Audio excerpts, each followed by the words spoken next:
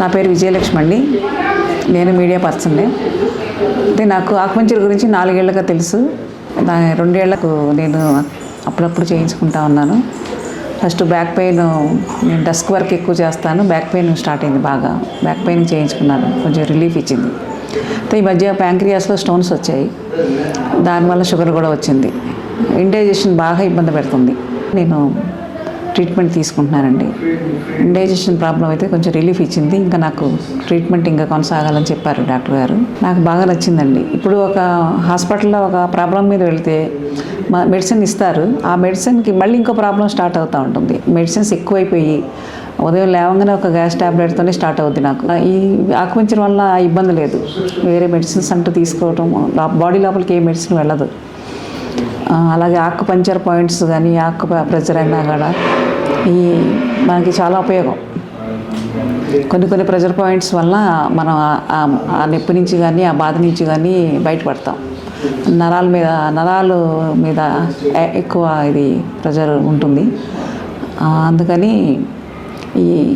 ఇది ఏ వయసు వాళ్ళకన్నా ఇబ్బంది చేయించుకోవచ్చు. చిన్నపిల్లల దగ్గర నుంచి పెద్దవాళ్ళ వరకు కూడా ఆ వయసులో వాళ్ళకి అది ఇబ్బంది. ఈ ఆపరేషన్ ఇప్పుడు చేయలేము, ఈ చిన్నపిల్లలకి ఇది చేయకూడదు, ఇలాంటివి ఏం లేవు ఆకుపంచర్లో. అందుకని ఏ వయసు వాళ్ళకు కూడా ఇది చాలా ఉపయోగంగా ఉంటుంది. టాబ్లెట్ వేసుకొని అది ఫుడ్ పూర్తి చేయాల్సి ఉండే ప్రాబ్లం అది నాకు ఉన్న ఇండైజెషన్ ప్రాబ్లం వల్ల ఫుడ్ మధ్యలోనే ఒక 60% ఫుడ్ తినటం అయిపోగానే ఒక ట్యాబ్లెట్ వేసుకోవాలి, తర్వాత ఫుడ్ పూర్తి చేయాల్సి ఉంటుంది. అంత ఇబ్బంది ఉండేది. ఆ ట్యాబ్లెట్ వేసుకోకుండా భోజనం చేశానంటే మాత్రం తప్పనిసరిగా నా కడుపులో నొప్పి వచ్చేసేది, ఇబ్బంది పడుతూ ఉండేదాన్ని. ఇప్పుడు ఆ ప్రాబ్లం తగ్గింది. ట్యాబ్లెట్ లేకుండా నేను ఇప్పుడు భోజనం చేస్తున్నాను. చూసాం మనం. తనకు కూడా బ్యాక్ ఏక్తో సఫర్ అయినప్పుడు యాక్యుపంక్చర్ తీసుకున్నారు. తనకు చాలా చక్కటి రిజల్ట్స్ వచ్చినాయి. ఇప్పటివరకు మళ్ళీ ఆ బ్యాక్ పెయిన్ లేదు తనకి. ఇప్పుడు తనకి ప్యాంక్రియాటిక్ డక్ట్లో స్టోన్స్ వచ్చి తనకి డయాబెటీస్ సెటిన్ అయింది. డైలీ 4 times ఇన్సులిన్ తీసుకుంటారు తను. ఈ ప్రాసెస్లో తనకి కంప్లీట్గా డైజెస్టివ్ సిస్టమ్ బాగా హిండర్ అయింది. సో ఇక్కడ యాక్యుపంక్చర్ గురించి ఇక్కడ తెలుసుకొని తను ఇక్కడ వచ్చిన తర్వాత హార్డ్లీ షీ టుక్ 7-8 sittings ఇప్పటికే. ఇప్పుడు ఆ ట్యాబ్లెట్ వాడాల్సిన అవసరం లేదు. తనకి పెయిన్ అనేది అంత ఈజీగా ఏం రావట్లేదు, వచ్చిన అంత సివియర్గా లేదు. ఇంటెన్సిటీ తగ్గింది, ఫ్రీక్వెన్సీ తగ్గింది. ట్యాబ్లెట్ అసలే వాడట్లేదు తను. ఇక్కడ నుంచి ఇక్కడికి వచ్చి ఒక 7-8 sittings అయినా 15-20 రోజులు అయిన తను మధ్యలో గ్యాప్స్లో వస్తున్నారు.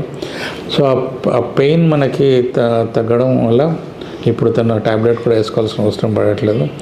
So of all the systems మనం చూసుకుంటే యాక్యుపంక్చర్లో చాలా ఫాస్ట్గా బెనిఫిట్ అయ్యే system gastro intestinal disorders, GI disorders.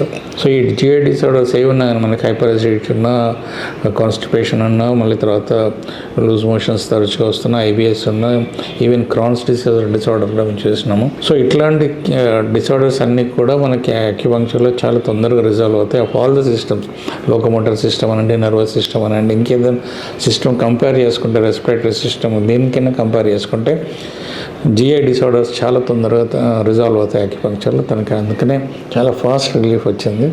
So తనకి ఇప్పుడు మోషన్స్ ఫ్రీ కావడమే కాకుండా స్టమక్ పెయిన్ రాకుండా ఉంది, ఫుడ్ తినగలుగుతుంది వితౌట్ ఎనీ ట్యాబ్లెట్స్.